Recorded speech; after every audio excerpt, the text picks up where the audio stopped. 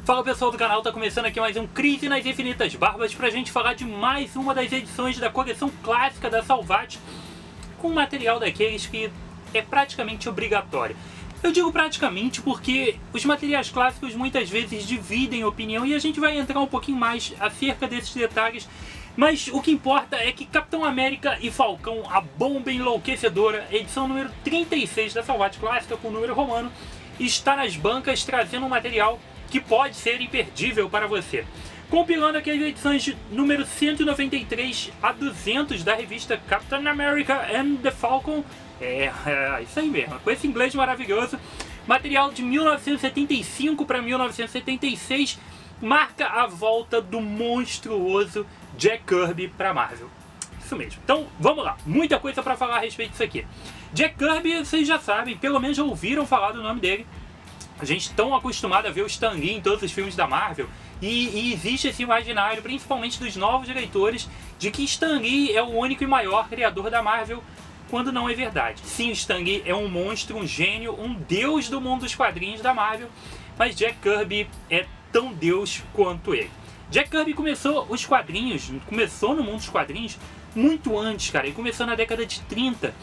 E ele praticamente inventou o gênero de super-heróis. Lógico, não ele, mas ele criou muitos dos artifícios de narrativa e até de desenhar lá nos anos 30, nos anos 40, e foi seguindo por ali.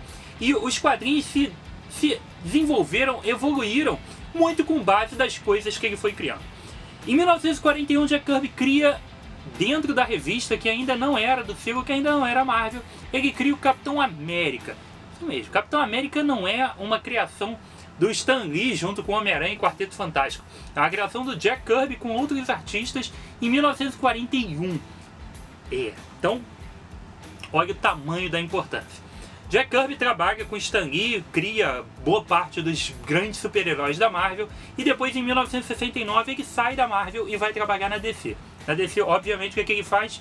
Cria mais um monte de coisa foda, como os Novos Deuses. Em 1975, Jack Kirby volta para Marvel e com status de semideus, né? Divino. Porra, faço o que eu quiser, sou o meu próprio editor, escrevo, desenho e edito a minha própria revista. Óbvio. E aí, chega nas mãos dele o quê? O que ele quiser. E o que ele quer trabalhar? Capitão América. Afinal de contas, ele criou o personagem em 41. Nos anos 60, ele descongelou o Capitão América, que não existia na Marvel, na revista dos Vingadores número 4, e junto com o Stan Lee colocou o Capitão América de volta aos holofotes e dentro do universo Marvel. E agora, óbvio que ele quer escrever sobre Capitão América. E é isso que a gente vai encontrar aqui. Jack Kirby, cara, com total liberdade criativa dada por ele mesmo, afinal de contas ele era o roteirista, o desenhista e o próprio editor, tá? Fazendo o que ele quiser com o personagem que ele criou. É imperdível, não é? Basicamente imperdível, tá? A não ser que você realmente não curta esse tipo de história clássica, esse material se torna imperdível para você. Aqui em Capitão América e Falcão, a bomba enlouquecedora, a gente vai pegar justamente a retomada do Jack Kirby, né?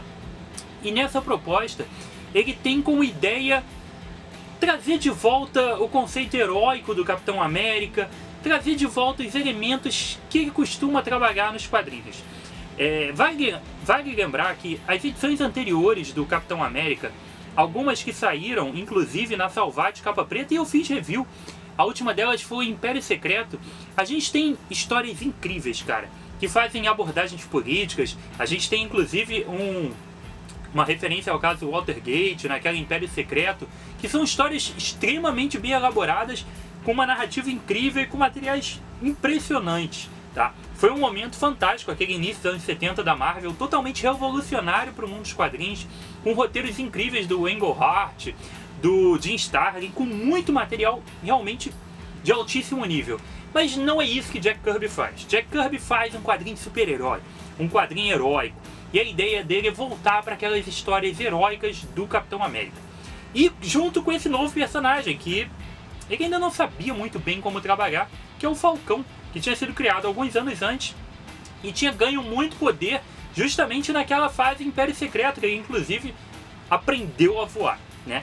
Então ele resolve criar essa história dentro de todo esse conceito narrativo que ele tem, que é um conceito que já está perdido no tempo, infelizmente.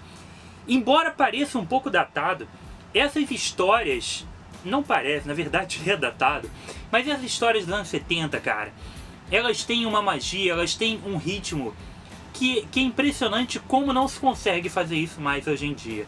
Porque em cada edição, o Jack Kirby tinha 20 e poucas páginas para trabalhar.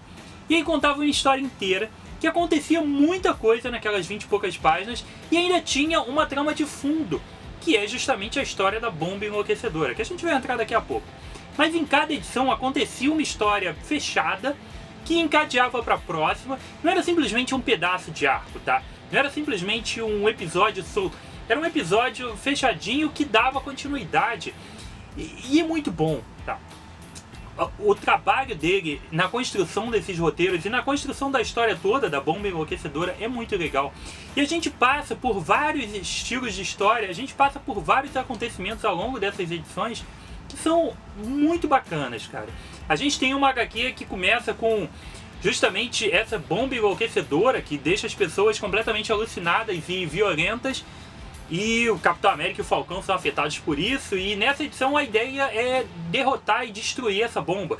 Depois vamos nos infiltrar, vamos junto com a SHIELD nos infiltrar e tentar descobrir onde está essa bomba, e descobrimos que tem uma bomba muito maior para acabar com todos os Estados Unidos.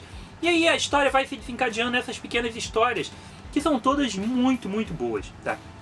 E isso é uma coisa que a gente não vê mais. A gente vê esses arcos de trocentas edições que às vezes não andam, que às vezes não acontece nada numa revista, tá? Tem um exemplo muito bom para dar, vocês podem até discordar de mim, mas a fase Guerra Secreta do velho Logan tinha tudo para ser incrível, mas não acontecia nada em edição nenhuma. Era sempre aquilo: porra, na próxima eu acho que vai acontecer, e não acontecia. Eu desisti de continuar lendo o velho Logan porque não acontecia nada.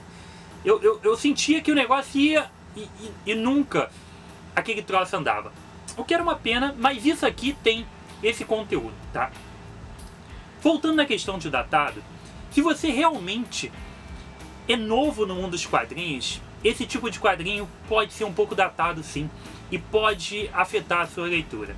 É uma leitura um pouco mais lenta, existem diálogos um tanto quanto redundantes, tá? As coisas têm um ritmo diferente, os vilões são aqueles vilões super grandiosos e tem um clima diferenciado mesmo. Eu confesso que para novos leitores, para os jovens, se eu quando era mais novo, às vezes sentia um pouco de estranhamento com esse tipo de HQ. Eu imagino os jovens de hoje, você que tem 15 anos, sei lá, você que é jovem mesmo, hoje talvez essa leitura seja cansativa, tá? Então pode ser um problema. Para os leitores de longa data, isso aqui é material obrigatório, cara, porque a gente tem o Jack Kirby trabalhando em potência máxima com o personagem que ele criou. Eu acho que isso aqui é realmente algo diferenciado e que merece muito que você dê uma chance. Outra coisa importante a respeito desse material: é praticamente inédito no Brasil. Ah, mas ele foi publicado em 1976 pela editora Block, em 3 ou 4 das edições da editora Block, do Capitão América e tudo mais. Cara, convenhamos, as edições da editora Abril dos anos 80 já são difíceis pra cacete de arrumar. Da editora Block ninguém tem. Ah, mas eu tenho, Rodrigo. Tudo bem, cara, você é um privilegiado e um dos poucos que tem, porque é um material que você não vai achar em sebo, você não vai conseguir todas as edições em sequência. A Panini nunca relançou, a editora Abril nunca relançou. Então a bomba enlouquecedora, por mais que seja do monstruoso, do rei Jack Kirby, nunca foi republicada. Ela só foi publicada justamente ao mesmo tempo, praticamente, nos anos 70. Estava sendo publicada em 75 nos Estados Unidos, saiu aqui em 76 e depois nunca mais, tá? Nunca mais. Então, é um material raro, mais uma das iguarias e pequenos tesouros que a Salvat traz pra gente e que você tem que aproveitar. Porque é um material também que, embora com essas coleções histórica Marvel e tudo mais, pode ser que acabe aparecendo um dia. Eu não acredito tanto. Eu acho que isso aqui simplesmente é a oportunidade única de você ler isso aqui. É um material imperdível, uma obra transcendental do mundo dos quadrinhos que marcou gerações e tudo mais. Não, não é nada disso. Mas é um quadrinho interessante de um grande artista e que traz uma fase sim memorável, que já foi relançado em encadernados lá fora e tudo mais, tem uma importância. Ele não está aqui à toa, tá? Não é simplesmente porque é o Jack Kirby desenhando e escrevendo Capitão América. Ele fez isso por mais tempo. Não, existe uma importância por trás disso aqui, então acho que vale a pena sim dar uma olhada no material. Um outro ponto que pode incomodar algumas pessoas, eu acho, é que entra aquilo mesmo, na questão de estar datado, do que a galera quer ver hoje em dia, tá? Pra quem tá acostumado com os desenhos do Jim Lee, com os desenhos do... Porra, a gente tem uma variedade, uma gama tão grande de artistas sensacionais, com artes incríveis e artes modernas, né? O Jack Kirby tem uma arte muito clássica, cara. É um traço, é um estilo muito diferente do que a gente vê hoje em dia. Mas é um desenho muito bom, tá? Mas pode incomodar. Sim, pode. Eu conheço gente que não gosta do traço do Jack Kirby, tá? Eu acho que existe uma coisa muito importante a ser levada em conta, não só no mundo dos quadrinhos, mas também no universo cinematográfico, tá? As duas artes, elas são muito afetadas pelo tempo, mas afetadas da maneira errada às vezes. Eu acho que a gente, quando vai ler um quadrinho que já tem 50 anos, 40 anos, no caso esse aqui tem 40 anos, quando a gente vai ler um material desses, a gente tem que olhar o que aquele material representava naquela época, tanto na questão narrativa quanto na questão visual. Às vezes ele é extremamente moderno e revolucionário para aquele período. Hoje, porra, já li um monte de história igual a essa. Porra, esse desenho é feio. Cara, mas naquela época não era assim. Então, esse tipo de coisa deve ser sim pensada. Pelo menos eu faço isso e eu acho que essa é a maneira correta, mas só tô dando uma sugestão, tá? Então, com relação à arte da revista, porra, é o Jack Kirby, cara. Ele criou o visual dos heróis todos que tu conhece, cara, da Marvel praticamente. Então, ele é um semideus mesmo do mundo dos quadrinhos, cara. Então, isso daqui tem muitos pontos positivos, tá? Agora vamos falar da história. Falei pra cacete, já falei 15 minutos e ainda não falei da história. A bomba enlouquecedora, então, é um conceito bem interessante. Existe um grupo de ricos, tá? Eles se consideram como a elite da sociedade americana, que estão cansados da forma como os Estados Unidos está sendo tratado no momento. E eles querem ser aquela... Não chega a ser realeza, mas eles querem ser aqueles caras com aquelas peruquinhas brancas, cheias de frufru, que não querem fazer nada e querem só ter um bando de escravos. Tá? Eles querem voltar ao período pré-república dos Estados Unidos. Pré-guerra, pré-constituição, pré-tudo isso. Então, a bomba enlouquecedora, a ideia é que ela cause esse caos nos Estados Unidos e eles possam retomar o controle dos Estados Unidos como essa elite que não faz nada e deixa todo mundo fazer por eles, tá? A premissa básica é essa. Então a gente já tem até uma questão crítica social, assim, em cima disso, dessa questão do trabalho.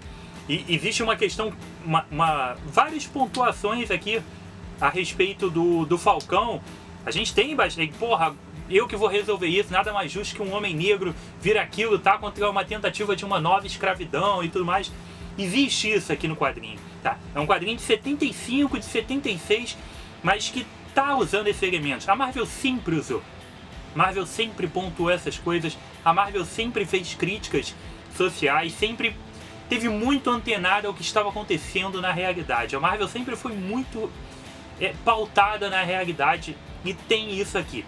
Só que sem todo a crítica tão pesada que a gente via em outros artistas, tá? O Jack Kirby faz uma coisa mais heróica, tá? Existe um romance, assim, que não vai a lugar nenhum, mas existe um romance, assim, mágico. Existem algumas coisas, assim, que ele faz que são bem legais, mas existe ainda assim essa pitada de crítica. E aqui ao longo dessas páginas a gente vai ver muitas coisas legais. Tem um derby de assassinos aqui que é meio uma briga de gladiadores, lá... Deixa eu ver, tem uns filmes aí desses que a galera se mata, cai na porrada de gladiadores, não o próprio gladiador, mas essas coisas modernas. A gente tem uma cena do Capitão América com skate mecânico, lutando contra os gladiadores com armadura. É uma coisa fantástica, tá? Tem umas coisas incríveis aqui acontecendo e é muito bacana, cara. A história se desenvolve bem, atrás dessa bomba enlouquecedora, eles dois tentando descobrir onde é que ela tá, tem essas tramas de fundo, e o legal é que as historinhas costumam fechar. Elas fecham e continuam. Tem o plano de fundo, elas dão continuidade, mas as historinhas fecham e eu acho isso muito bacana, tá? Capitão América e Falcão, bomba enlouquecedora, Material imperdível, raro e praticamente inédito no Brasil. E eu acho que é uma oportunidade única. Não vejo isso aqui sendo republicado tão cedo.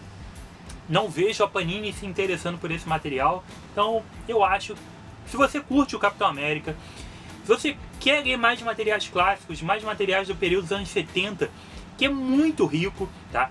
Os anos 60, eles são mais pesados a leitura. Existem quadrinhos incríveis, principalmente os quadrinhos com o roteiro do Stan Lee. Realmente Stan Lee era um monstro na arte narrativa. Tem muita coisa fantástica nos anos 60, mas ainda assim existe aquele ar de inocência num grau muito maior. Existe uma lentidão às vezes em algumas histórias. Dependendo do roteirista também, isso pode se tornar às vezes realmente cansativo. Os anos 70, cara, os anos 70 tem coisas muito fantásticas. Os anos 70 realmente consolidaram os personagens. Vários personagens ganharam corpo, ganharam forma, ganharam mitologia nos anos 70. E essa coleção da Marvel, da Salvat, do clássicos, que traz justamente esse. A maior parte dos encadernados é desse período. Os anos 70 é muito bom, tá? Eu acho que essa é mais uma das edições que valem. Porque ela não é simplesmente qualquer fragmento, não. Tem uma importância histórica muito grande aqui. Porra, é o Jack Kirby voltando pra Marvel. É o Jack Kirby voltando pro Capitão América. Tem muita coisa legal, tá? Eu acho que você tem que comprar, tá? Mas aí fica aquilo, fica a seu critério com relação justamente a isso que eu falei. Se você tá muito novo no mundo dos quadrinhos, tá acostumado com aquelas revistas que tu lê em 5 minutos, não é que uma ediçãozinha dessa de 20 páginas tem aqui dentro, tu não vai ler em 5 minutos, tem coisa pra tu ler. Não é, porrada, acabou, não, tem um trabalho aqui, tá? Mas, ainda assim, é um material muito, muito, muito bom, tá bom? Tá na banca, custando R$ 42,90. Capitão América e Falcão, a bomba enlouquecedora, material imperdível na minha opinião, tá? E você, já leu, gostou, o que você acha? Deixe seu comentário então, deixe seu like aí, escreve pra mim, Rodrigo, gostei, adorei, amei, achei horrível, Jack Kirby não desenha nada. Eu vou falar, cara, que não faz isso, meu Deus, como é que você vai dizer que o Jack Kirby não desenha nada, você é maluco, tá? Escreve aí, a gente bate um papo, tá? Pra galera nova no canal, bem-vindos, deem uma olhada também nos outros programas do canal e nas outras redes sociais, no Twitter, no Facebook e no Instagram. Não esqueçam que no Facebook tá rolando a Copa de Odin, que tá fantástico, beleza? Então foi isso aqui comigo, Rodrigo, mais um review de quadrinhos, um abraço e até a próxima.